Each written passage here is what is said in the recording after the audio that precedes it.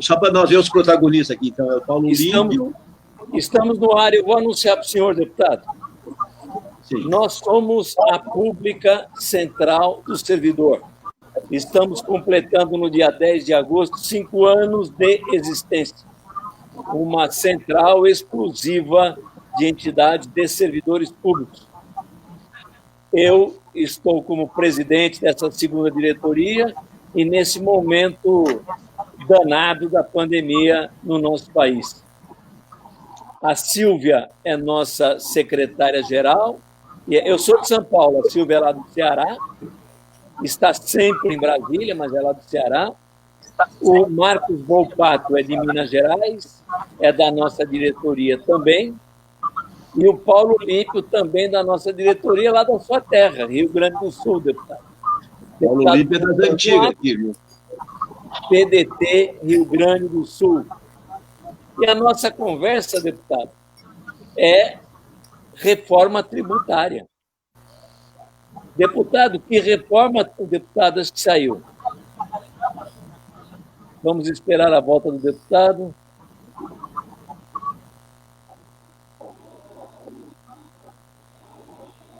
Aguardando a volta do deputado Pompeu de Matos, Rio Grande do Sul. PDT.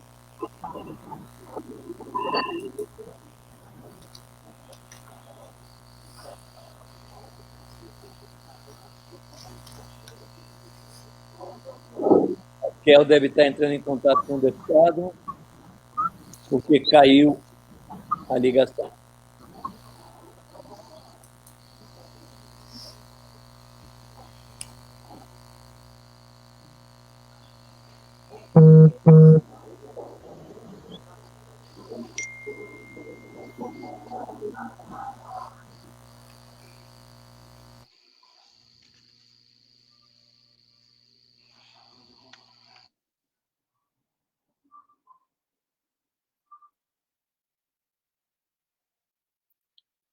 Estamos aguardando a entrada do nosso convidado, o deputado Pompeu de Matos, PDT Rio Grande do Sul.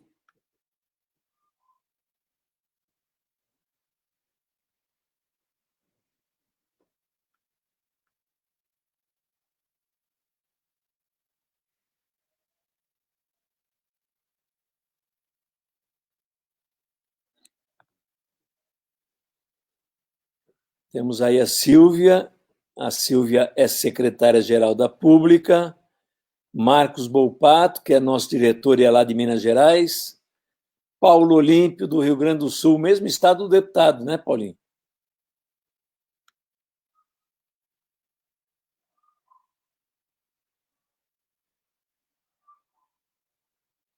Desde os seus tempos de deputado estadual aqui na Assembleia Legislativa.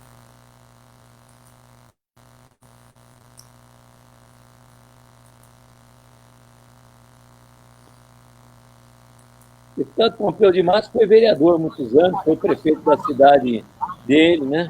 Foi deputado estadual. Isso. Já deve estar na quinta... Santo Augusto? Ou sexta, isso, quinta ou sexta legislatura, como deputado federal. Verdade. Foi líder do governo aqui na Assembleia, na época em que o PDT era governo do Estado. Né? E foi uma época importante para os servidores públicos, porque nós reconstruímos naquela época, ali para um pouquinho antes começamos a reconstrução do Estatuto do Servidor Público, do regime jurídico, para adaptação à nova Constituição de 88. Primeiro foi feita a adaptação da Assembleia na Constituição Estadual, né? E aí depois, então, a regulamentação de todas aquelas novidades que foram surgindo na reorganização da sociedade. E aí, nesse interregno, também o novo Estatuto, a Lei de 1098. Naquela época, presidente, eu estava na FESERGES como presidente. Nós tínhamos fundado em 90, aí estávamos no meio do caminho de 3 anos. Então, foi um momento importante. Os deputados nos auxiliaram e o deputado Pompeu também.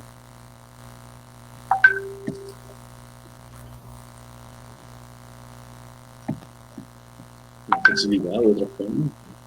Esse barulho tá só no meu ou tá no de vocês também? Um sonido insuportável. Tá um ruído, sim. Justo. Mas acho que não tem como tirar, não. Vai sim, não tem jeito. Deputado está de volta?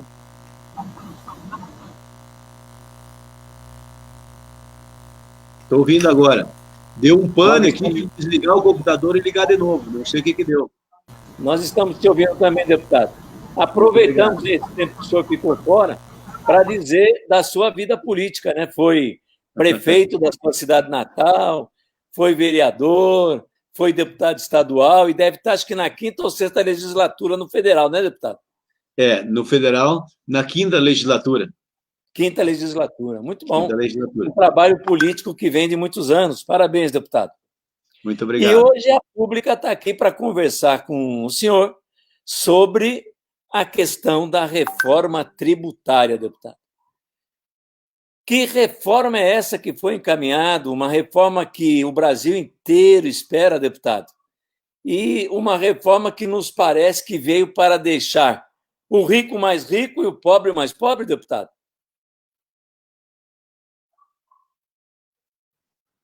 Pois é, eu primeiro me permita aí fazer, então, uma saudação a todos vocês da Pública, uma central que se consolida cada vez mais, e eu me honra a oportunidade de poder fazer esse bate-papo com vocês, e aí estão servidores públicos, especialmente o pessoal da Receita, e de uma maneira especial, a Silvia Alencar, me permita aqui que eu possa, Paulo Olímpio, homenageá-la, porque é das antigas, né? Então, minha homenagem a todos vocês aí, muito obrigado pela oportunidade.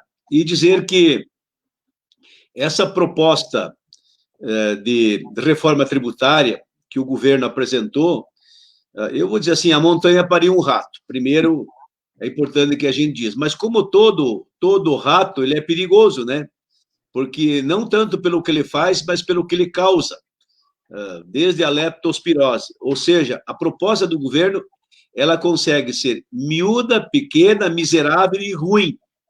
É tudo numa coisa só, tudo ruim numa coisa só. Para te teres uma ideia, nós estamos debatendo na Câmara dos Deputados, vamos dizer assim, uma proposta de reforma da unificação de vários impostos, assim, uma ideia um pouco maior, um macro, um exponencial maior, de unificação aí de vários impostos, a criação do IVA, o imposto que é um imposto que praticamente todo mundo, os países mais adiantados, tem o imposto do valor agregado, ou seja, dá uma modernizada no nosso sistema, eu diria ao mesmo tempo uma simplificada, porque hoje, além da gente pagar imposto demais, no Brasil a gente paga imposto bastante, além do imposto ser caro, é caro pagar o imposto.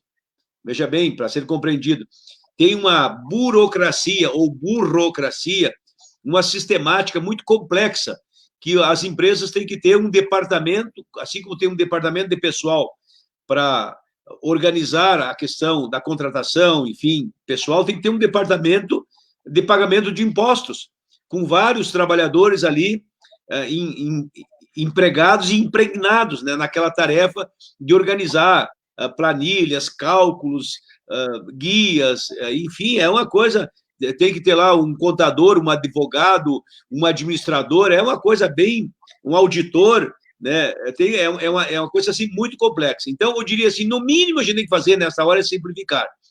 E é o que a Câmara dos Deputados está fazendo, o Senado tem um debate paralelo, e que eu entendo que esse debate tem que ser juntado, Câmara e Senado. O governo, eu diria assim, quem sabe atropelado por esse debate que a Câmara e o Senado vem fazendo, constrangido talvez também, ele resolveu apresentar a contribuição dele. Mas a contribuição dele é tão pífia, tão sem sentidos, tão fora de sintonia, que virou uma chacota. E aí, no que diz respeito ao conteúdo, como diria o Brizola velho, ainda ele vai lá na questão da tributação dos profissionais autônomos, especialmente, e dos bancos autônomos vão pagar 12%. E os bancos, 5%. 12 e pouco, 5 e pouco. Ou seja, quem tem paga pouco e quem não tem paga bastante. É uma coisa às avessas, é o Robin Hood invertido. Ele vai cobrar imposto de quem ganha pouco, vai cobrar bastante. E vai cobrar pouco imposto de quem ganha bastante. Ou seja, é uma coisa totalmente às avessas, invertida.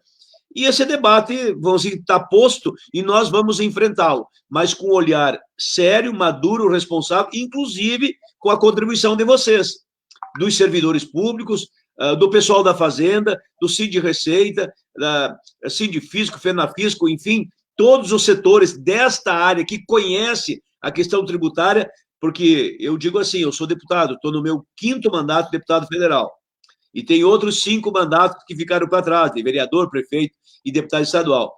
E eu posso dizer para ti, eu sei de tudo um pouco, mas de um pouco eu não sei tudo. E deste pouco de tributação, com todo o respeito a nós todos, parlamentares, que sabemos de tudo um pouco, quem sabe tudo desse pouco são vocês. É o pessoal da Receita. E é com quem nós temos que interagir. Com os próprios empresários, vamos interagir. Com o contribuinte, com o cidadão, a sua excelência, o cidadão que paga imposto, porque no Brasil o imposto é invertido em relação aos outros países do mundo. Os outros países do mundo, eles tributam o tripé, que é o capital, tributa o capital, depois tributa a renda e depois tributa o consumo. O Brasil é o contrário. Primeiro tributa o consumo, depois a renda e depois o capital. Ou seja, o capital é o último e é quem poderia, em tese, pagar um pouco mais. E nessa hora não vai pagar. E os bancos, que é o símbolo do capitalismo do Brasil, é quem menos paga imposto, e na proposta do presidente não podia ser diferente, porque vem da mão de um banqueiro, Paulo Guedes é um banqueiro, é o dono, criador, gestor, mentor do BTG, então eles estão com esse olhar, olhando para os bancos e cobrando do empresário, do empreendedor, do contribuinte, do cidadão, e nós não podemos pagar essa conta, que a gente não aguenta mais pagar a conta. Pois é, deputado. Não só o mais pobre paga mais impostos hoje no Brasil, como que a gente esperava de uma reforma tributária era também que esta riqueza produzida fosse melhor dividida entre o cidadão brasileiro, melhor dividida na cidade, no município onde ele mora, que realmente melhorasse a vida dele. E como o senhor acabou de dizer, quem menos vai pagar é exatamente quem deveria ajudar a distribuição dessa riqueza. Vamos continuar. O senhor acha que na Câmara, no Senado, nós vamos ter essa preocupação com a divisão da riqueza que é produzida no país, deputado? Eu confesso para ti que desconfio. Acho que desse mato não sai coelho. A nossa Câmara dos Deputados, ela tomou um viés, vamos dizer assim, capitalista, um viés do olhar macroeconômico e do olhar e da proteção do financeiro. Essa questão do olhar para o social, do produtivo, daquele que mais precisa, que mais necessita, eu não enxergo esse olhar hoje na Câmara. A Câmara, eu digamos assim, ela renovou para pior, viu? Ela entrou gente lá que não tem essa sensibilidade de compreender a angústia de quem está angustiado, porque eles não se angustiam junto, eles se afastam dessas angústias. Eu vou dar um exemplo, concreto. Agora, em 2011, nós votamos, depois de muita pressão, e eu sei porque eu trabalhei muito esse tema aí em 2008, 2009, 2010, enfim, a desoneração da folha de pagamento. Que se tem coisa absurda, é o quanto o Brasil cobra de imposto dos brasileiros sobre a folha de pagamento. Ou seja, sobre o trabalho, que deveria ser o menor imposto, como é no mundo. O mundo não paga imposto sobre o trabalho, o Brasil cobra, e o brasileiro paga, e a empresa paga, e o empresário paga imposto sobre o trabalho. Ao ponto que era mais ou menos assim, em número redondo.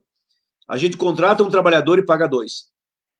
Um para aquele que vem trabalhar e outro para o sócio dele, que é o governo, via regra o governo federal. Bom, o que acontece? O empresário deixou de contratar, porque ele vai contratar um e pagar 2, então ele não contrata. Faz o que pode para não precisar contratar. Bom, resultado, a pressão muito grande. O Carlos Lupe, presidente nacional do PDT, era o ministro do Trabalho, nos ajudou muito, foi importante naquele momento o ministro do Trabalho entrar nessa disputa, com a economia do país. O governo era da Dilma, a Dilma bastante reticente nesse aspecto, mas, enfim, água mole em pedra dura, tanto bate até que fura. Quem não pede não leva, quem não chora não mama, quem não reclama não ganha. Então, nós pedimos, chorando, reclamamos, exigimos, cobramos e fomos batendo em cima. Resultado, saiu a tal de desoneração da folha. Por um determinado prazo, perfeitamente compreensível. Ou seja, o imposto sobre a folha ficou bem baixo. Com isso, aumentou os empregos, os empresários foram estimulados a contratar mais, tendo mais emprego, as empresas ficaram mais robustecidas, são maiores, passaram a produzir mais, produzindo mais o excedente tu exporta, exportando gera divisa, gerando divisa traz riqueza, melhora o produto interno bruto, ou seja, aquela agenda positiva passou a funcionar. Pois bem, esse prazo, Zé, está vencendo. Vence agora no final do ano a desoneração da folha de pagamento. O que a Câmara dos Deputados fez, o Senado? O que nós fizemos? Nós votamos a prorrogação da desoneração da folha de pagamento. Porque, ora, se ela está desonerada desde 2011 e está dando certo, quando a economia estava numa certa normalidade, vamos dizer assim, aí agora vem uma pandemia dupla, porque é uma pandemia de saúde que impacta a questão econômica. Aí como é que nós vamos querer aumentar imposto em plena pandemia? Não tem como. Então, nós temos que adiar este aumento de imposto, ou seja, a retomada do imposto sobre a folha de pagamento, manter a desoneração. Via de consequência, incluímos isso numa medida provisória, votamos, aprovamos praticamente pela unanimidade dos parlamentares, deputados e senadores, inclusive o Eduardo Bolsonaro, filho do presidente, votou a favor, o Flávio Bolsonaro, senador, filho do presidente, votou a favor, e, pasmem, o Bolsonaro vetou. Eu não sei onde é que ele está com a cabeça. Porque, com esse veto, o que acontece? Volta o imposto sobre a folha. Resultado, o empresário, em tempo de coronavírus, vamos fazer uma comparação. Hoje, CPF e CNPJ. O cidadão que tem o CPF tem aí 2.400.000 CPF contaminados de coronavírus, que são as pessoas físicas. Tem aí 80, chegando a 90 mil CPFs extintos. São pessoas que morreram, que estão morrendo. E vidas importam, são almas, não são só números, são familiares, e a gente tem que compreender isso. Pois bem, agora com este veto do presidente, o que vai acontecer? Ele vai contaminar milhões de CNPJ. O vírus contaminou o CPF, as pessoas. E o presidente é um novo coronavírus contaminando CNPJ. O CNPJ contaminado, a empresa que está bem, vai ficar mal, vai ficar doente. E a empresa que não estava muito bem, que tinha uma doença pré-existente, um problema econômico pré-existente, vai falir, vai morrer, como estão morrendo as pessoas que têm uma doença, uma comorbidade. Resultado, o empregado que tem seu emprego vai perder, e aquele que não tem emprego e quer ter, não terá.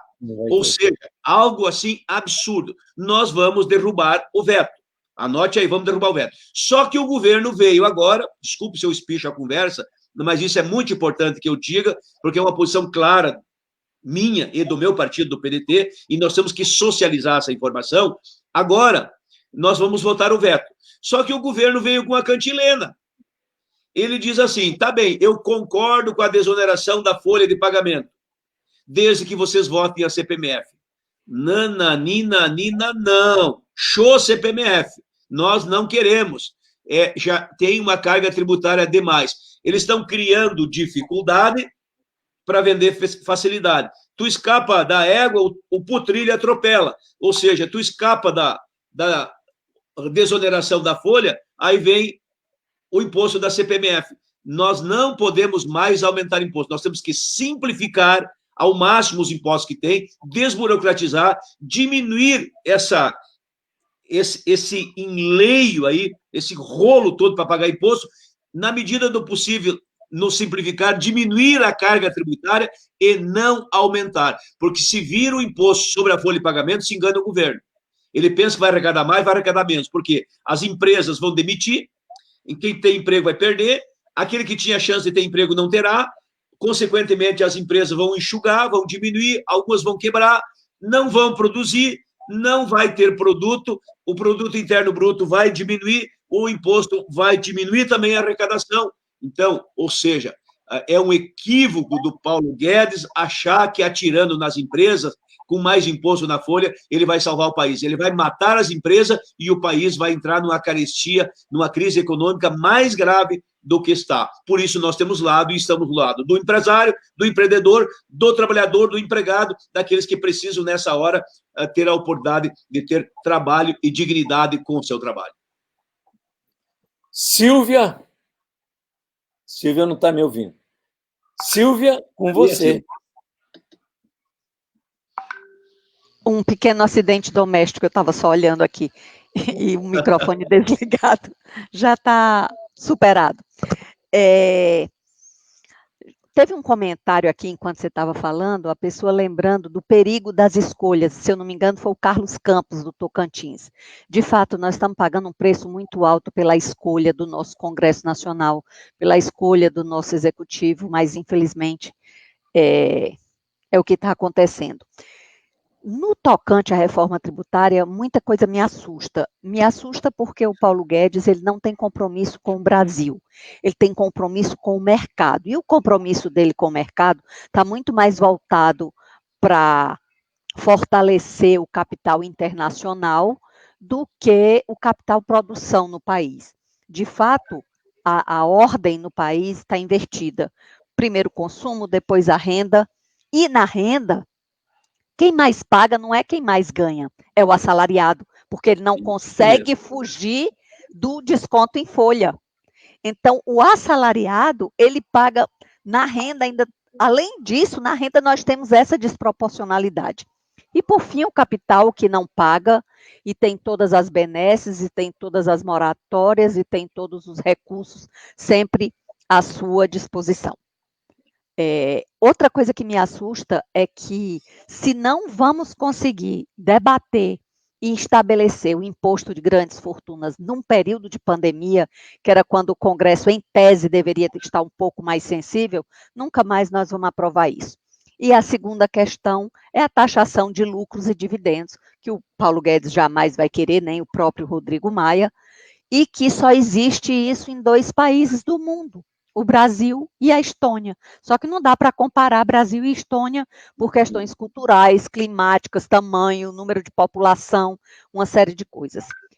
E essa banalização da morte também é uma coisa que me assusta, e as pessoas não são meramente CPFs, não são meramente números, elas são nomes, elas são vidas, e isso tem assustado a frieza com que o Congresso Nacional tem tratado isso de rodão e querendo colocar temas que não ajudam, sem falar da falta de sensibilidade do nosso presidente, da falta de responsabilidade do nosso presidente com a população covidiana, vamos botar assim, com aqueles que encararam o Covid. Na verdade, hoje, o nosso expert em tributária é o Volpato, cabe a ele fazer um detalhamento mais técnico.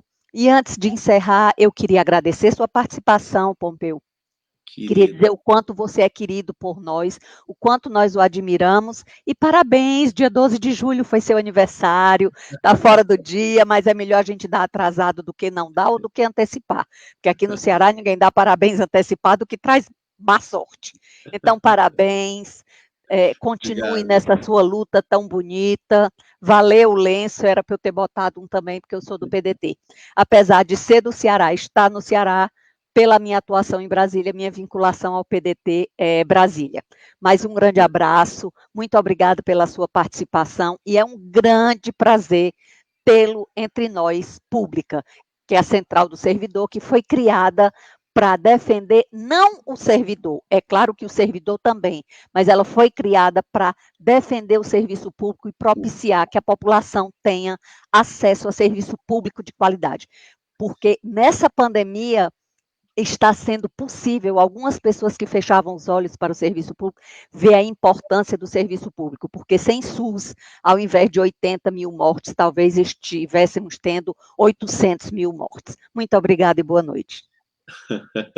Me permita, José, que eu possa, presidente, que eu possa agradecer a Silvia, querida, amada, Eu sou fã dela, e ela sabe disso, inteligente, capaz, competente, generosa, um coração grande, mas uma cabeça fantástica.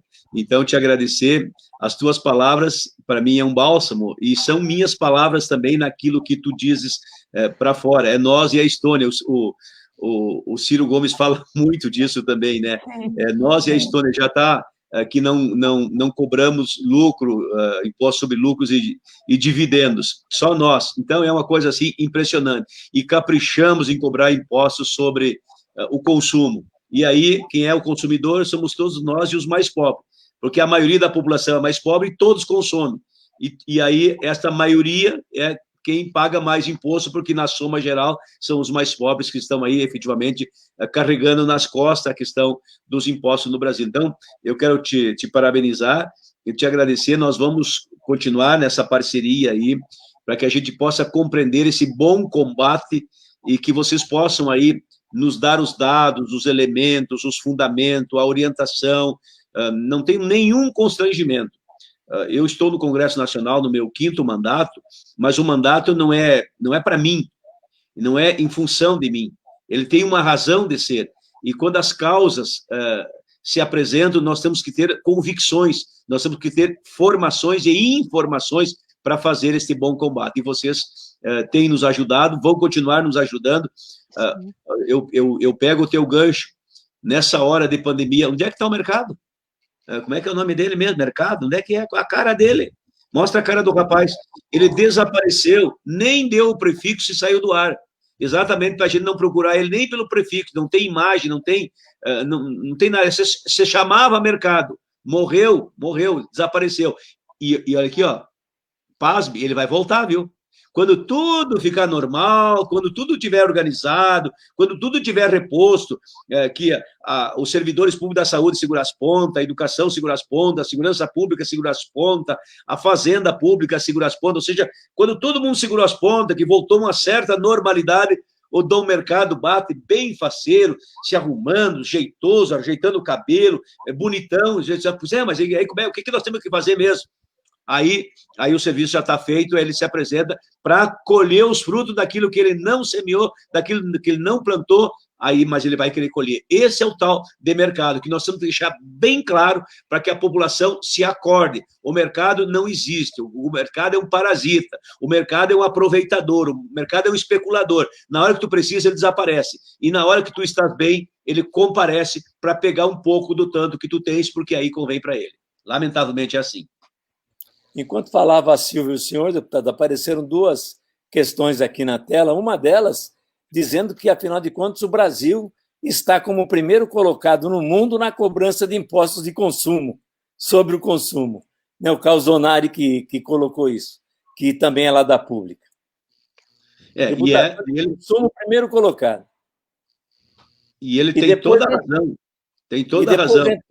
Entrou o Gaspar, que também é nosso diretor, e que diz lá, olha, pique com a CPMF, mas então só ela, porque ela mais alguma outra coisa é roubo.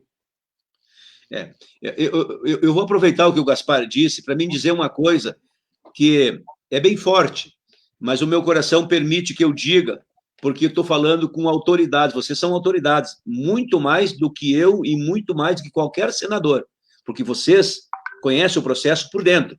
Nós olhamos à distância. Deixa eu dizer assim, a CPMF, por exemplo, é um imposto bem interessante, viu? Olha o que eu vou dizer. É um imposto bem interessante, se tu olhar do ponto de vista fiscal, ele tem razão de ser. Por exemplo, quanto custa cobrar a CPMF? Praticamente não custa nada. O aparato de cobrança é mínimo, a sonegação da CPMF, ela é quase insonegável, é fácil de cobrar e difícil de sonegar. Então, ela tem 2 virtudes muito boas. E ela é arrecadatória, a gente reconhece. Então, do ponto de vista do fisco, é bem interessante. O problema da CPMF, e isso já aconteceu, é que ela veio para complementar a saúde, quando, na verdade, ela não complementou a saúde. Ela passou a ser a própria contribuição para a saúde. E eu digo isso com conhecimento de causa, porque na época eu fiz uma CPI, eu fui o autor da CPI, chamada CPI da CPMF. O relator da CPI foi o deputado, na época, Ronaldo Caiado. Estou dando os nomes, pode pegar nos anais da Câmara. E nós entramos na vida da CPMF. Entramos na perna do pato e saímos na perna do pinto. Viramos do avesso a CPMF para descobrir aonde que ia o dinheiro. E eu acabei descobrindo, e aí eu disse que é uma coisa forte, eu descobri que realmente o dinheiro da CPMF, na época, ia para a saúde. Para minha decepção. Aí, quando eu vi que realmente o dinheiro da CPMF todo ia para a saúde, eu digo, mas como? Se todo o dinheiro vai para a saúde, como é que não tem dinheiro para a saúde, se todo o dinheiro da CPMF vai para a saúde? Aí eu dei um passo mais adiante e compreendi o seguinte: quando o dinheiro da CPMF entrava na Casa da Saúde pela porta da frente, o orçamento público federal da saúde saía pela porta do fundo. Então, ela não era complemento, ela não era plus, ela era verdadeiramente o próprio recurso da saúde. E o recurso orçamentário que tinha, eles desviavam para outra coisa. Então, não era a CPMF que era desviado, eles desviavam o recurso da saúde e a CPMF tapava o furo, a CPMF tapava o buraco. Então, era uma patranha, é uma armação. Eu topo a discussão da CPMF. Vamos tirar aquele outro imposto, vamos ver o que é possível. Mas eles, na verdade, eles querem o sistema que aí está, todo uma espécie de trama que não tem como escapar dos impostos, e depois, por cima, eles botam a cereja do bolo arrecadatório, que é a CPMF, para o governo nadar em cima. Não com meu voto, não com meu apoio, e não sem a minha crítica. Eu sou bem claro nesse aspecto. Nosso especialista mesmo aqui é Marcos Volpato, viu, deputado? Somos todos alunos dele em se tratando de reforma tributária. Então, quero passar ao Marcos Volpato a palavra para conversar com o deputado.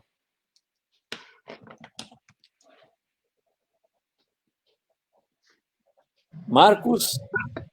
Presidente, olha aí, o senhor colocou uma responsabilidade muito grande, né? Com a Silvia aqui, com o senhor, eles entendem muito, deputado, eles estão com modéstia, né? E uma responsabilidade imensa em cima de mim, né?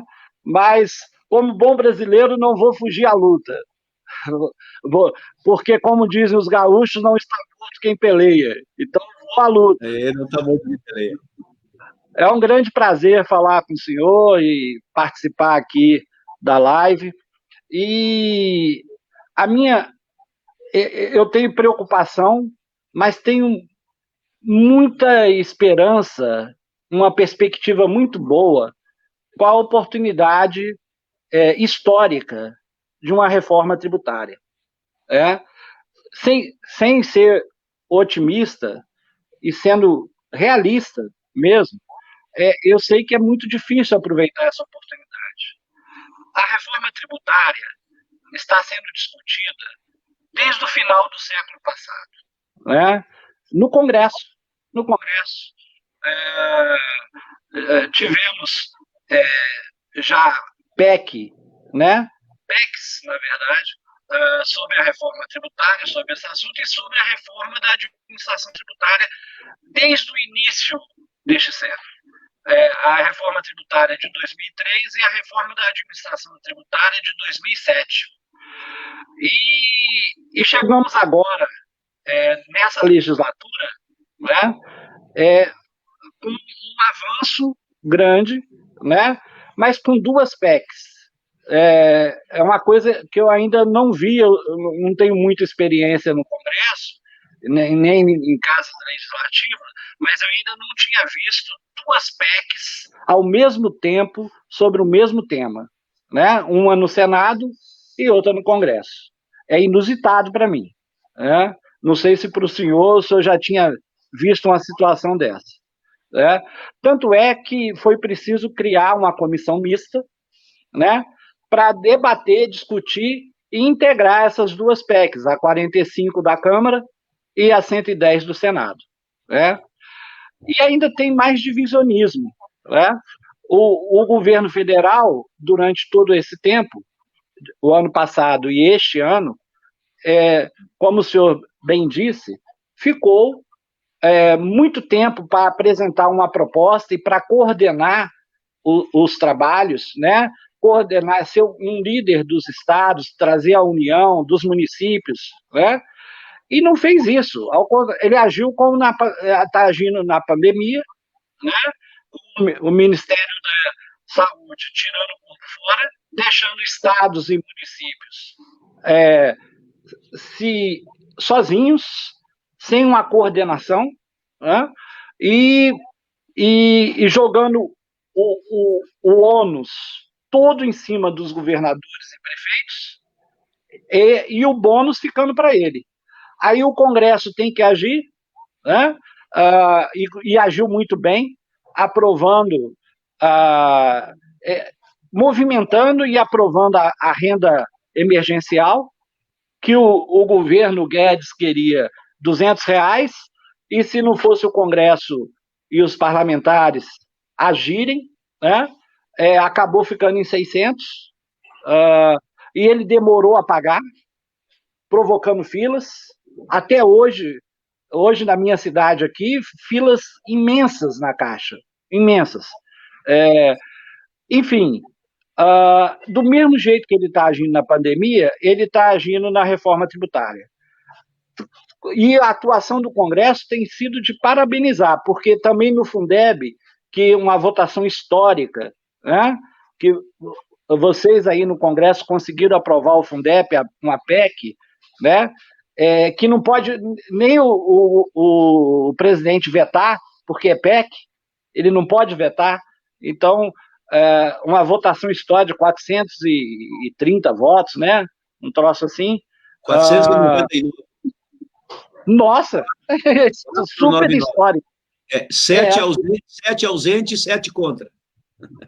Pois é, muito histórica. E fez história, porque transformou o Fundeb em uma coisa tão importante, em permanente, em fixo, ou seja, pelo Congresso, porque se dependesse do ministro da Educação, do governo federal, seria como na pandemia. E na reforma tributária está acontecendo isso, né? O governo mandou uma proposta que não é de reforma tributária, não é reforma tributária, aumentando a carga tributária, né? Quando o slogan do governo federal é menos Brasília, mais Brasil. É da boca para fora, né? Porque quando ele manda uma proposta somente unindo PIS e CONFINS, impostos, tributos sobre o consumo, unificando os dois, criando a contribuição, a contribuição de bens e serviços. Ele está rompendo com o Pacto Federativo, porque contribuição é um ardil do Guedes para não repartir com municípios e estados, porque a contribuição ela tem essa característica técnica, ela não é repartida, não tem participação dos estados e municípios. Aí prefeitos e governadores ficarão de pires na mão para conseguir essa parte desse recurso que é só do governo federal, só da União, criada a CBS. Então, já começa a se tornar mentira o slogan, só da boca para fora, menos Brasília, mais Brasil. Aí vem o segundo discurso do governo federal, que é não aumentar a carga tributária, se possível, ou mantê-la ou diminuí-la. Ora, aí passa a alíquota para 12%. E nos serviços, os serviços com a pandemia foram os que mais sofreram. A indústria sofreu, mas não sofreu nem um dedinho do que está sofrendo os serviços, hotelaria, turismo, foram extremamente impactados pela pandemia. E o comércio sofreu, mas não sofreu mais que a indústria, mas não sofreu o que os serviços estão sofrendo e vão sofrer. Até ter uma vacina, você não há que falar em turismo, hotelaria, nada. E aí vai e aumenta. O que era hoje 4, aumenta para 12 na CBS, a alíquota. Então, de novo, o discurso é uma coisa, não aumentar a carga tributária com a reforma tributária, e a primeira medida, o remendo que ele mandou, que não é nem reforma, o governo federal mandou para o Congresso, é isso de criar a CBS, fundindo PIS e CONFINS e aumentando a carga tributária.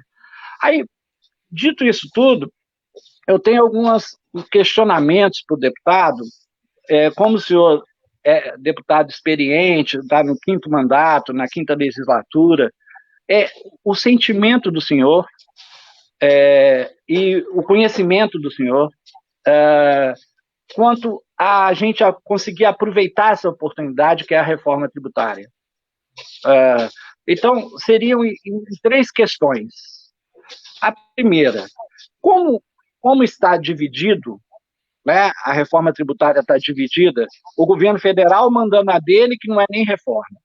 O Congresso, com 2 PECs, uma, a do Senado, unifica 9 tributos sobre o consumo, e a da Câmara, a 45, unifica 5 tributos. A do Senado me parece mais completa, mais abrangente, porque além de unificar 9 tributos, também coloca a questão eletrônica, que tira a apuração e a responsabilidade de apuração e declaração do imposto, do ICMS, por exemplo, tira das empresas e passa para o Estado. E passa a ser imediata, porque usando a eletrônica, a nota fiscal eletrônica, então lançou o imposto, emitiu a nota fiscal eletrônica, o imposto é apurado e já é distribuído para município, a parte do município, que hoje é 25%, no IVA deve ser um pouco mais, né? E, segundo a proposta, deve ser em torno de 29% no IVA, no ICMS hoje é 25%, e já manda também o dos estados, para cada estado. E é mais completa por causa disso, porque também assume o princípio do destino, né? O que é importante mais, o princípio do destino, porque o ICMS é um imposto anacrônico e caótico. Anacrônico porque ele parou em 1946, quando foi criado. Na Constituição de 46, o ICM foi criado, o primeiro imposto estadual, e ele só vem piorando em termos de legislatura. Uma legislação imensa, cada estado faz a sua, e troca todo dia, gerando um custo Brasil imerso. É caótico o sistema financeiro do imposto sobre o consumo estadual, que é o ICMS. Não é menos caótico o ISS, mas é menos caótico que o ICMS. Aí, tudo isso é porque o ICMS é o único imposto que não segue o princípio do destino. Então, se um gaúcho, um cidadão gaúcho, comprar uma TV fabricada em São Paulo, a parte do leão, a maior parte do ICMS que o cidadão gaúcho vai pagar quando comprar a TV de São Paulo, produzida em São Paulo, vai ficar para o estado de São Paulo e para a cidade de São Paulo que produziu a TV, onde está a fábrica ou o distribuidor. Né? E uma pequena parte vai ficar para o estado do gaúcho que pagou o imposto, que pagou o ICMS. Então, é um absurdo. Em toda parte do mundo, esse princípio do destino é universal. Universal. E só no ICMS, só no Brasil, é que não é observado. Né? Então, na PEC 110, no Senado, está lá o princípio do destino, por quê? Porque cria o IVA. E isso também na PEC 45. Então, a segunda pergunta seria isso. Há preocupação de se colocar muito fortemente esse princípio do destino? E dentro dessa pergunta, nas 2 PECs, na 110 e na 45, não é de imediato. São 10 anos numa PEC para se instalar o princípio do destino e 20 anos na outra. Para que você vai manter a injustiça? Essa injustiça já tem 70 anos, né, desde quando foi criado o ICM. desde 46. É a injustiça de não observar o princípio do destino. Para que vai manter mais 10 anos ou 20 anos essa injustiça? Então, seria até um pedido que eu faço ao deputado para convencer os do partido, da bancada, os progressistas, né, os colegas, para que esse acerto seja feito na reforma tributária, nas duas PECs que tem, para que o princípio do destino seja já colocado em prática. Tá? E a terceira, e que seria, ao meu ver, a mais importante, é que existe uma grande divisão, de novo, além das duas PECs e do governo federal, existe a divisão do seguinte: a reforma é só tributária e só tem na PEC 110, só na PEC 110 tem um capítulo com a reforma da administração tributária. Deputado, não tem como. Não existe reforma tributária sem se reformar a administração tributária. Porque aí fica pior do que mula manca. Muito pior do que mula manca. Né? Porque você simplifica o sistema tributário, você dá modernidade a ele, você põe legislação única nos estados, no imposto sobre o consumo, né? No tributo sobre o consumo, você simplifica, além da legislação única, você põe a alíquota única ou põe poucas alíquotas. Hoje é uma parafernália de alíquotas. Você tem a alíquota interestadual, você tem duas, né? Você tem a interestadual de 12% para os estados do Sul, Sudeste e Centro-Oeste, e para os do Nordeste e Norte, 7%. Enfim, é uma quantidade de alíquotas imensas, interestadual, interna, variando por produto. É um caos, o ICMS é um caos. Mas você tem a possibilidade de simplificar, porque essa é a grande tônica da reforma tributária das duas PECs, da 45 e da 110, apesar de só ser sobre o tributo sobre o consumo, não ser sobre a renda e o patrimônio, né? Porque ficou com parte com o governo e o governo não está fazendo.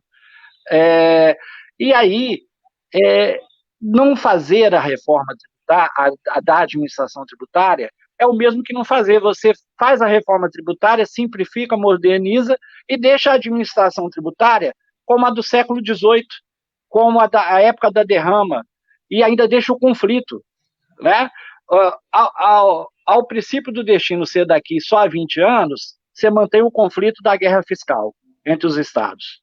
E se você não adotar a reforma da administração tributária, você mantém o conflito entre fisco e contribuinte, entre fisco e cidadão, que é conflituoso. Está aí as dívidas ativas imensas, que não entra dinheiro nenhum no caixa do Tesouro, no Tesouro do Estado, da União, não entra nada. Né? Só entra quando tem uma anistia e olhe lá. Né?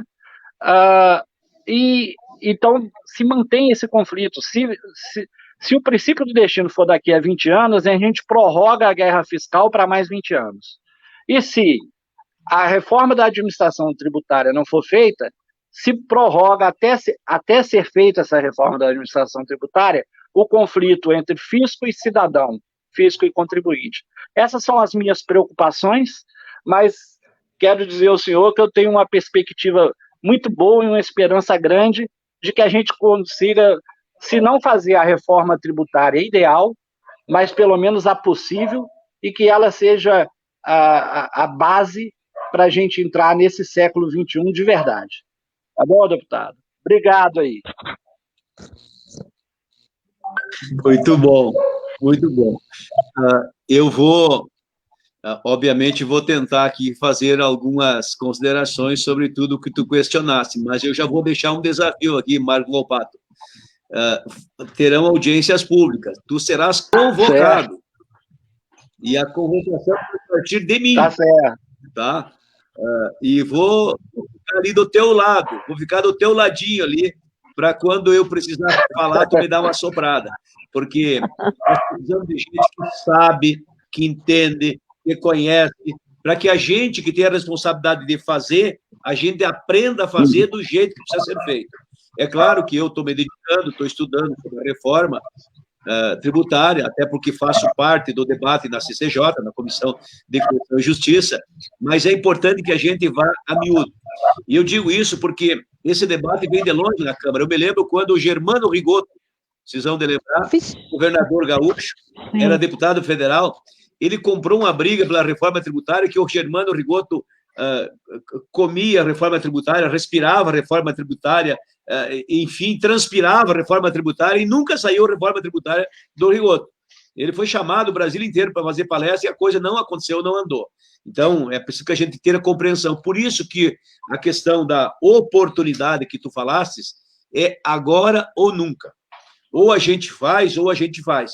E me parece que há um exagero até de vontade de fazer, pelo menos por conta da Câmara e do Senado, ao ponto que a Câmara tem uma PEC e o Senado tem a outra PEC, a 45 e a 110. E as duas têm relevância, embora eu compreenda, assim como tu estás dizendo, que a do Senado é mais ampla, mais abrangente. Como dizia o doutor Brizola, tem mais conteúdo. Mas o importante é que nós tenhamos uma comissão única. Eu não gostei da atitude do Rodrigo Maia quando ele disse, olha, com ou sem o Senado, nós vamos fazer a nossa parte aqui na Câmara. Não é assim que você faz. Com ou sem a participação da Câmara, o Senado vai fazer a parte dele. Não é assim que você faz. A Câmara e o Senado têm que se entender para, numa comissão plural, numa comissão mista, resolver esse tema com equilíbrio e com responsabilidade. Vamos dizer assim, vamos fazer o que a gente quer, porque cada um tem na cabeça ideias diferentes. Eu sempre digo, uma coisa que eu quero, outra coisa que eu posso. Quanto eu posso daquilo que eu quero? Então, nós temos que fazer, neste momento, o possível. E daqui a pouco a gente faz o difícil.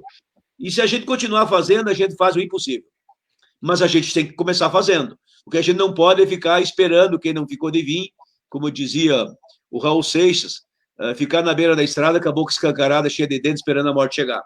Nós chega, passou, show. Então, eu já te respondo a primeira, dizendo que nós temos que aproveitar esta oportunidade, e eu interpreto isso como extremamente relevante. Porque se nós não fizermos, sabe o que vai acontecer? O governo vai remendando, na conveniência do governo, no interesse do governo. Foi por falta de uma reforma tributária que o Brasil criou as tais de contribuição, que é o atraso do sistema tributário do país. Lá atrás a CPMF, a CACL, sei lá, a contribuição sobre o lucro líquido, a contribuição, a COFINS, eram as 5 ou 6 contribuições. Todas essas contribuições, e as pessoas, o cidadão, às vezes não entende, porque o nome contribuição soa mais bonito que imposto, porque imposto passa a impressão que impõe, e a contribuição só contribui, colabora, quando, na verdade, o bom é o imposto, porque o imposto ele é repartido entre a União, o Estado e o município, enquanto que a contribuição fica só para a União. É importante que as pessoas, isso tu já disseste, Volpato, mas eu só reforço para que o cidadão, o contribuinte, o internauta que está nos acompanhando tenha bem clara a compreensão. Vamos, de uma vez por todas, desmistificar. Contribuição é o governo se apropriar de todo o dinheiro do país. É Brasília. E imposto é Brasil.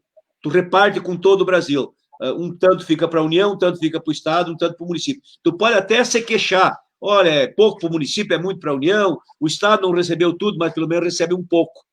No caso da contribuição, é nada, é zero, é tudo para a União. A gente tem que deixar isso bem claro. Bom, até agora, essas questões não avançaram, e por isso que eu disse que nós temos que aproveitar a oportunidade, e eu estou contigo nesta linha, porque o governo nunca se interessou em fazer. Nem o governo anterior, nem o anterior do anterior, nem este e nem o anterior deste.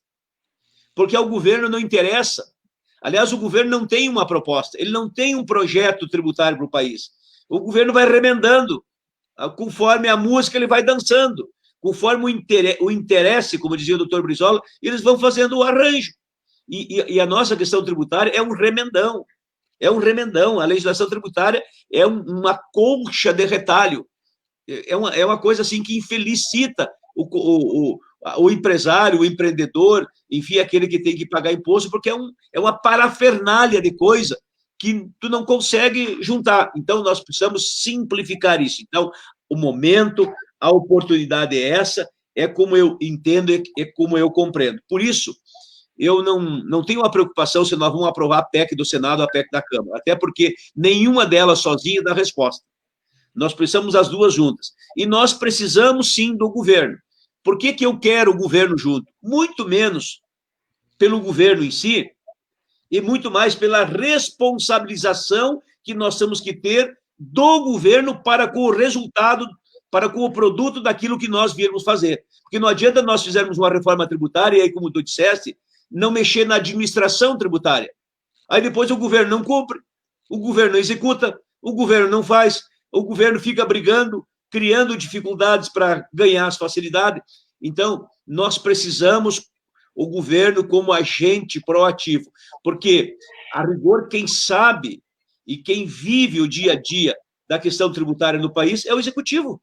Como é que nós vamos fazer uma reforma tributária só do legislativo, sem a participação do executivo, sem o comprometimento do executivo, sem a interação, sem as informações que o executivo tem, e ele tem, e muitas só ele tem, e algumas até meio escondidinha no interesse dele. Então, nós precisamos, assim, desmistificar tudo isso, e por isso que nós temos que aproveitar com clareza essa oportunidade. E para provar o que eu estou dizendo, da oportunidade, da presença e da importância do governo, está aí a proposta miserável do governo, que tu dizes que não é nem proposta de reforma tributária. Eu entendo que ela é tão miserável que, na verdade, é só mais um remendo para aumentar mais imposto. Porque o imposto sobre o serviço que o governo está propondo subir de 4%, é importante a gente repetir isso, porque uma mentira dita 1000 vezes vira verdade. Imaginem a própria verdade repetida. O governo está propondo, atenção, cidadão, internauta, os serviços tão afetados, Volpato, como tu dissesses aí, porque a indústria foi afetada como efeito colateral da pandemia na saúde, a indústria foi afetada. O segundo setor afetado foi o comércio, e o terceiro setor afetado foi o serviço. Aí tu inverte. Quem mais tomou prejuízo foi o serviço, porque zerou, depois o comércio e depois a indústria. Porque o comércio não zerou e a indústria continuou trabalhando. Agora, quem parou efetivamente foi os serviços, os profissionais liberais, o setor hoteleiro, o setor do turismo. E esses, agora, terminada a pandemia, vão ter imposto aumentado. Esses que estão sofrendo vão ter que pagar de 4% para 12%. Então, a gente já tem que ir pontuando isso para dizer que esta é a contribuição que o governo está dando para a proposta de reforma tributária que tramita na Câmara e no Senado. Eu pergunto, é contribuição? É coisa que você faça? É coisa séria? É decente? Não é. Nós temos que desmistificar. Mas, mesmo assim, eu estou contigo e reafirmo aqui, nós temos que aproveitar esta oportunidade, porque é tantos anos falando sem fazer, que agora nós temos que fazer, mas ter clareza para que a gente faça algo minimamente decente, eu diria, vou repetir, minimamente decente, e não permitir que esses absurdos de pegar o setor de serviço de 4% e passar para 12%, e os bancos, suas excelências, pagando 5%, bem faceiro, leve, livre e solto. Está falando aqui um bancário. Eu sou funcionário de carreira do Banco do Brasil, então, nessa parte, eu conheço bem como é que a coisa funciona. Aí eu vou para o segundo item que tu colocasse, que é a questão do princípio, da questão do destino. Veja bem, tem uma forte dicotomia, porque tu sabes que o cachimbo, o uso do cachimbo deixa a boca torta, não é? Então, nós temos aí um sistema tributário que ele é tributado na fonte, na origem, aliás, e isso se consolidou. Na verdade, nós temos uma situação, vamos dizer assim, que as pessoas olham e não enxergam como mudar isso. E isso é um descalabro, viu? Isso é uma coisa que nós temos que ter clareza e coragem cívica, e talvez até coragem física para enfrentar isso, porque tem gente que vai sair no tapa. Tem gente muito indignada por conta dessa questão da mudança da tributação sobre a origem e sobre o consumidor final.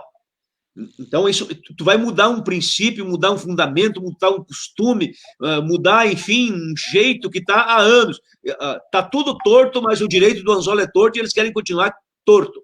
Bom, então, para isso, eu entendo, sim, que precisa um tempo. Eu concordo que haja, vamos dizer assim, um período de adaptação. Agora, essa proposta, me parece que é a do Senado, que prevê 20 anos de adaptação. Com todo o respeito. Aí, vamos dizer assim, aí termina de entortar, né?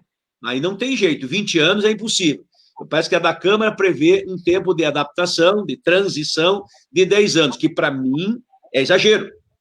Eu acho, assim, que se tu fizer, assim, 3 anos, 1 ano, 2 anos, do terceiro ano, em 3 anos tu resolve. Tá, vamos exagerar, sim, mas não, nunca mais do que isso. É o tempo necessário e suficiente para a gente começar a desmanchar esse bolo, esses feudos, esses nichos, esses interesses miúdos, onde alguns estados mais industrializados concentram a riqueza, porque tem ali as indústrias, e os consumidores consomem para eles, pagam para eles, e eles vão, os ricos cada vez mais ricos, e os pobres fazendo os ricos ficarem mais ricos, e eles cada vez mais pobres. Então, eu sou desta concepção, estou nesta linha, tem que fazer esta mudança, ela é fundamental no que diz respeito a esse chamado princípio de destino, mas eu concordo que tem que ter um período de adaptação. 20 anos, nem pensar. Isso aí é letra morta. Pelo amor de Deus, vai descer benzer. 10 anos é demais, não é suportável. 5 a gente pode até engolir, mas o ideal seja 3, em 3 anos tu possas fazer essa adequação. E finalizando, então, é importante dizer que essa proposta da Câmara e do Senado, no que diz respeito a tributos, ela simplifica, acho que a do Senado é 9, da Câmara é 3, e o do governo, aliás, a da Câmara é 5, o do governo me parece que é 3. O do governo acho que é 3. Então, o do governo é tão miserável, tão miserável, tão miserável, que é mais miserável do que o próprio miserável. É uma coisa... ele só não é miserável na hora de cobrar o contribuinte. Aí ele é leão. E para arrumar a coisa, ele é tchutchuca, né? É um gatinho, é um angorazinho. Agora, na hora de cobrar as unhas, ele lixa as unhas assim, meio metro na distância do dedo. Tamanha as unhas que o governo tem para cobrar, para meter a mão no imposto. Mas só que nós vamos parar as unhas do governo na Câmara. O meu papel é esse, é cortar a ponta das unhas deles e deixar de um tamanho razoável. E, para finalizar, essa questão que tu falasse como o último item, da divisão que existe, da divisão tributária, mas especialmente a questão da administração tributária. Eu vou dizer para ti, não adianta nós fazermos tudo isso se nós não melhorarmos o jeito, o controle, a ação, a atitude, ou seja, que o governo se adeque, se modernize, que a gente termine com a guerra tributária, que diga quem é quem, o que cabe ao Estado e o que ele pode fazer, o que cabe ao município e o que ele pode fazer, e o que cabe à União e o que ele pode fazer. A César o que é de César, a Deus o que é de Deus, à União o que lhe pertence, ao Estado o que é seu e ao município a parte que lhe cabe. Nós precisamos ter transparência nisso, coisas assim muito objetiva. Porque o que eu estou vendo agora na Câmara, por exemplo, nós aprovamos lá o aumento de 1 ponto percentual do ICMS, aliás, desculpa, do FPM, acho que vocês acompanharam ali, do FPM, dando uma migalha a mais para os municípios. Os municípios ávidos, claro, é dinheiro, preciso, eles estão lá de pires na mão, ajoelhado. Então, o governo, quando está ruim para o lado do governo, ele faz uma gentileza com o chapéu dos outros, porque o dinheiro que o governo tem em Brasília não é de Brasília, é do Brasil. E ele faz uma gentileza. E todos os governantes fazem isso. Então, nós precisamos, sim, mais transparência, mais clareza, melhor gestão da questão do imposto, melhor administração sobre a questão do imposto.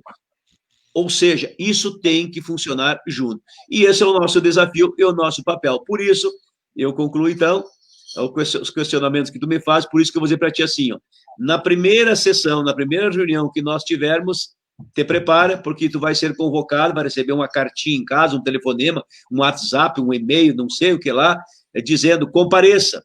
Talvez até te paguem a passagem, viu? Mas tu tem que estar lá, porque nós precisamos de gente com qualidade, com conhecimento, que possa debater esse assunto com altivez e com sentimento de brasilidade, olhando não o governante de plantão, olhando não as circunstâncias locais, mas uma visão de Estado, uma visão de futuro, uma visão macro, uma visão maior. É o que nós precisamos fazer, porque nós estamos todos no mesmo barco, o barco chamado Brasil.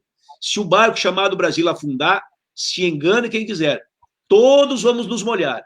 Alguns vão se afogar e outros tantos vão morrer. E eu não sou quem vai sabotar o barco, até porque eu estou no barco. Não sou eu que vou lá criar obstáculo para que o barco afunde. Agora, eu sou daqueles que avisa. Olha, capitão, o barco está à deriva. O barco está sem timoneiro. É como está a coisa hoje. O capitão, e por acaso o capitão, o presidente do Brasil é um capitão. E essa nave brasileira está com um capitão bem perdido, mais perdido que cego em tiroteio. Não entende da coisa, manda tudo para o posto de gasolina, e o Guedes está dando gasolina batizada para o Bolsonaro, mandando vetar a desoneração da folha, mandando criar a CPMF, mandando aumentar o imposto sobre serviço, diminuindo o imposto dos banqueiros, né, dos bancos e dos banqueiros. Por quê? Porque ele é banco, ele é banqueiro, amanhã depois ele está fora do governo e volta para onde? Volta para o mercado. E aí, então, ele quer ser o gurizinho do mercado, porque é para lá que ele volta, então ele quer preparar o caminho de volta para ele e deixar o Brasil na mão. Nós estamos de olho, inclusive, no seu Guedes, porque o serviço que ele está fazendo não gera confiança para o nosso país. Deputado, enquanto o senhor falava, enquanto o senhor respondia, um mundão de pessoas aqui parabenizando pelo seu trabalho, pela qualidade do seu trabalho. E, sabendo dessa qualidade, nós trouxemos o Volpato, nosso professor, para levantar todas essas questões. E olha, virou um debate maravilhoso. Mas, por fim, não podia deixar de trazer aqui o seu conterrâneo, gaúcho, pedetista também, eu acho, né? Brisolista também, eu acho. Paulo Olímpio. Brisolista, com certeza. Brisolista, com certeza, viu? Paulo Olímpio. Verdade, verdade. Como se diz aqui no Sul, brisolista desde criancinha. E com 11 anos eu já estava assistindo a campanha da legalidade na Rádio Farroupilha, né? Então, com 11 anos de idade, já vinha acompanhando. Mas, assim, ó, em primeiro lugar, eu queria copiar as boas coisas, sempre é muito bom. Então, eu queria copiar um gesto da Sílvia, cumprimentar o deputado pelo seu aniversário, que foi agora, no dia 12, né? A gente não tinha se dado conta disso. E dizer, assim, que é uma satisfação estarmos aqui conversando. Naquele momento que saiu do ar ali o sistema e o deputado tentou restabelecer, eu expliquei para os colegas, né, o trabalho que o deputado, na parte, enquanto aqui deputado estadual no Rio Grande do Sul, né, fez para o Rio Grande, especialmente o governo Colares, né, que foi uma época em que foi líder, e muitas coisas se conseguiu conversar. E até disse que uma das coisas que naquele momento foi construído foi o regime jurídico único dos servidores do Estado aqui, nossa boa e velha Lei 10.098, que foi construído num esforço muito grande, não é? E, naturalmente, ainda até hoje ela está aí com alguns reparos que são feitos, modernidades, etc., depende do governo, tira uma lasquinha, prejudica um pouco, como aconteceu recentemente, né? Mas aquela obra, ela foi uma obra muito importante para os servidores. Né?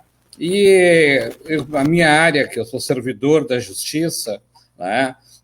Foi uma área que sempre precisou de um apoio, porque nós ficamos meio que a látere do mundo jurídico, político, né? Porque nós somos mais do mundo jurídico. E ali, naquela época, tivemos uma atenção especial. Eu até diria, assim, tem um fato, presidente Gozzi, que deve-se fazer justiça. Um dia precisavam discutir uma questão de reajuste salarial, e quem protocolasse primeiro um requerimento de urgência tinha preferência para poder fazer o manejo do jogo dentro do plenário. Aí o que aconteceu com o gabinete? Botou o pessoal de plantão, trocando as noites lá para chegar primeiro, para ser o primeiro requerimento. Verdade, deputado? Justiça tem que ser feita. Tu me faz recordar de tempos áureos, né? Mas é verdade, porque tinha o projeto de aumento, de reposição, na verdade, salarial dos serventuários da Justiça. Isso. O tribunal mandou e o governo não queria votar. Aí, como ele não queria votar e também não podia votar contra, não tinham força para votar contra, eles simplesmente colocavam todos os projetos na pauta na frente e quando chegava nesse projeto terminava a sessão. E a coisa foi empurrando, uma semana, 15 dias, um mês, e aí os serventuários se mobilizaram, eu digo, não, deixa para mim a briga. Eu vou apresentar como o primeiro requerimento da ordem do dia e vai ser o primeiro projeto. E eles vão ter que votar. E se eles não votar, não vai ter sessão, porque não vão poder votar outro. Resultado, entrei para uma fila. E primeiro projeto, não teve sessão, porque debateram, não quiseram voltar. No outro dia, primeiro projeto.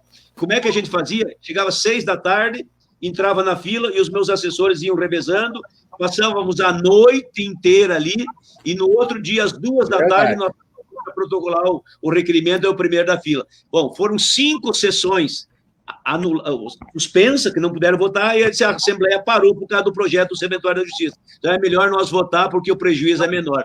Votaram, felizmente votaram, e aí eu fiquei com essa marca, e que eu fiz com muito orgulho, porque fiz para quem merecia, para quem necessitava, e para quem tinha direito, e era justo, Paulo Lima. Isso, olha, e tem o agradecimento permanente dos servidores, que quando surge uma oportunidade que se discutir estratégias para avançar certos projetos, eu digo, vocês não sabem o que é passar 5, 6 noites virando ali no sistema de pé, de plantão, esperando a hora na fila para poder protocolar primeiro, e foi feito isso aí. Né? Então, tem lutas que são assim, elas são titânicas, então eu faço questão de dar o nosso agradecimento aqui. Como eu já vi que a área fazendária falou, e falou bem, a Silvia fez o seu questionamento, e o Boato, então, brincadeira, né? Arrasou. Inclusive, algumas das perguntas minhas foram contempladas, como essa da questão do destino, né, que eu achei muito importante, e hoje, numa discussão aqui no Sul, que também está discutindo reforma tributária, surgiram alguns questionamentos, nos foi apresentado na União Gaúcha pelo subsecretário Ricardo Pereira, o que está se pensando aqui no Rio Grande do Sul. Né? E uma das coisas que me chamou a atenção no ICMS tem aquela questão do teu crédito daquilo que tu pagou para poder compensar, não é? Compensar um com o outro.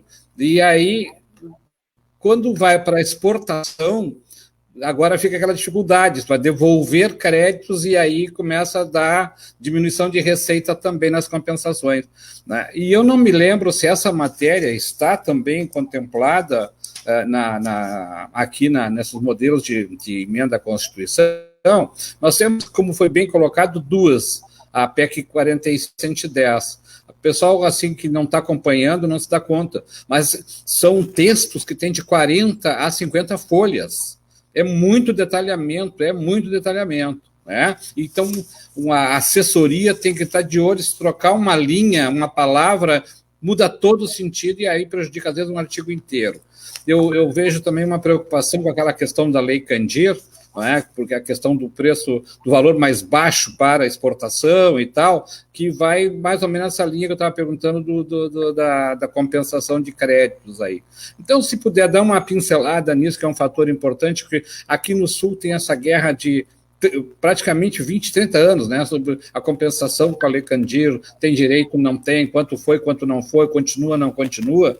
Então, eu acho que não sei se isso, dentro desse sistema, vai ser contemplado. E aí eu ficaria por aqui para não tomar o tempo e deixar o deputado mais à vontade para expor alguma coisa mais sobre a reforma, né? O próprio Volpato, se precisar voltar, porque a nossa área jurídica não é tanto a área de tributos, então não vamos atrapalhar quem entende, tá certo? Muito obrigado, deputado. Obrigado, Paulo Olímpio, obrigado das antigas, como eu sempre digo, né? Nós éramos moço novo lá nos anos 90, 91, 92, 93, 94. Depois enfrentamos o governo Brito, que castigou os servidores, como castigou, né? Foi. E nós enfrentávamos ele com firmeza. Eu me lembro do regime jurídico único, uma conquista do governo Colares, uma conquista que nós tivemos muito importante na época. Mas dizer para ti assim, primeiro essa questão da... Até a hora extra nós incluímos, deputado. Até a regulamentação para a hora extra a gente incluiu ali, coisa que não era muito comum. Foram muitos avanços. E a consolidação, o respeito para com os servidores. O que hoje, pelo amor de Deus, hoje é uma desconsideração. Mas, enfim, deixa eu dizer que... A forma de discutir era diferente. É verdade. Tinha mais jeito e mais respeito. Mais jeito e mais respeito. Essa questão da substituição tributária que tu colocaste, né, a compensatória ou substituição tributária, na proposta do governo não trata nada disso. Não, isso não tem. Mas é uma coisa que nós vamos ter que resolver no debate, esse debate aí, nesse ponto aí, o Volpato vai ter que nos ajudar, porque esse é um tema muito caro para os estados e para os empresários, especialmente para exportação. Então, nós temos que tratar desse assunto. É um assunto, assim, bem delicado. Hoje, o governo do estado do Rio Grande do Sul, ele diz assim, faz a substituição, reconhece que deve, não nega que está devendo, mas não paga. Ou seja, não compensa. E aí o empresário fica patinando. É uma coisa assim... até tem umas histórias meio macabras sobre isso, que depois ficaram cobrando contribuições de campanha para devolver as compensações tributárias para as empresas. É uma coisa meio... Graças a Deus é uma página virada, porque hoje nas campanhas eleitorais não tem mais contribuição empresarial. No que diz respeito à Lei Candir, bom, coincidentemente, os deputados, aliás, os estados entraram na ação na Justiça, no Supremo. O Supremo julgou essa ação, foi lá o Pará, Minas Gerais, enfim, o Rio Grande do Sul entrou na carona, e o Supremo julgou. E aí o Supremo julgou e definiu que o Congresso Nacional tinha que regulamentar a Lei Candir, que até então a União alega que não pagava porque não havia uma regulamentação, uma clareza no que tinha que pagar, quanto que tinha que pagar, o jeito de pagar, enfim, toda uma regulamentação. Pois bem, então a Justiça determinou que a Câmara, o Senado, o Congresso Nacional fizesse essa regulamentação. Bom, a decisão veio, a Câmara montou uma comissão mista, eu participei dessa comissão mista, em nome do Rio Grande do Sul, fui eu e o Lazier, o pessoal do Sindifisco nos ajudou muito, eu me esqueci agora, aquele pequenininho do Sindifisco do Rio Grande do Sul, bem carequinha, como é que é o nome dele? Me ajuda a lembrar o nome dele. Eu acho que é o Celso, não. Não é o Mariani. O Celso nos ajudou muito, mas quem esteve lá conosco na comissão, a pedido, inclusive, do Celso, não era, é o pequenininho da Fazenda. Lembro, só que eu não consigo lembrar o nome agora, me lembro que sim. Eu estou cometendo uma injustiça com ele não lembrar o nome dele agora. Mas, enfim, ele sabe que eu estou falando. Ele nos ajudou muito. E nós aprovamos o projeto. O Roberto Kupchik, é assim, o Robertinho, querida amada. Perdão, Roberto, que é um crânio, é uma qualidade. Ele é o cara, como diria o Barack Obama. Muito, muito entendido. Nos ajudou muito na comissão, dando orientação, debatendo. Eu estive na linha de frente, inclusive para aprovar o relatório, só aprovaram depois que eu disse sim, né? Então, nós avançamos em muitos detalhes na aprovação do relatório. Só que não foi votado o projeto na Câmara, nem no Senado, no Congresso, não votaram, e ao final e ao cabo, a decisão da Justiça dizia que se a Câmara, o Senado, o Congresso não resolvesse, iria para o Tribunal de Contas, fazer as contas do cálculo da dívida. Mas daí, nesse interim, os governadores fizeram um acordo com o governo, e um acordo, vamos dizer assim, bem menor, mas é aquela velha história, né? Mais vale um pássaro na mão do que um bando voando. Tantos anos esperando que os governadores acabaram fazendo um acordo. E o que propicia que daqui para diante essa questão da da Lei Candir possa melhorar. Duvido muito. E aí eu vou dizer por quê. A Lei Candir é uma lei muito interessante, e aqui está quem estudou, e agora eu me formei em Lei Candir por conta dessa comissão especial que eu participei na Câmara e no Senado. A Lei Candir, ela tem um tripé, é bem interessante. O primeiro pé do tripé é o exportar produto in natura sem imposto. Está certo, está correto. Tem que impostar, para exportar produto in natura ou semi-elaborado, não tem como cobrar imposto. Por quê? Porque o estrangeiro, o importador, não compra imposto, ele compra produto.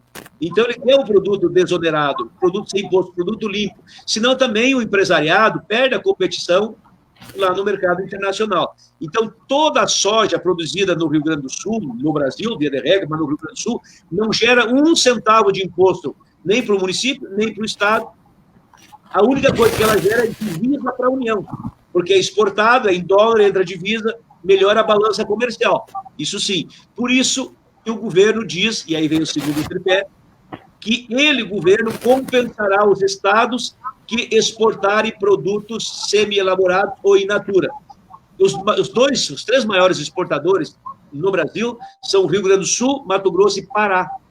Minas também, mas o Pará é o grande exportador, porque o Pará exporta minério de ferro in natura, e o Rio Grande do Sul, soja, e o Mato Grosso, soja. Então, são os 3 maiores. Depois vem São Paulo também tem, enfim, Paraná é grande, mas esses 3 são, via de regra, os 3 maiores. Bom, o governo diz, eu compenso esses estados por conta de que os estados não arrecadaram nada em função de que não tem imposto na exportação, consequentemente, eu compenso. Então, esse é o segundo tripé. E aí começa a falha. É o segundo pé capenga, porque a União nunca compensou os estados. E quando deu um pouquinho, foi miséria, mas deu assim, se fosse um chinelo, deu a tira do chinelo.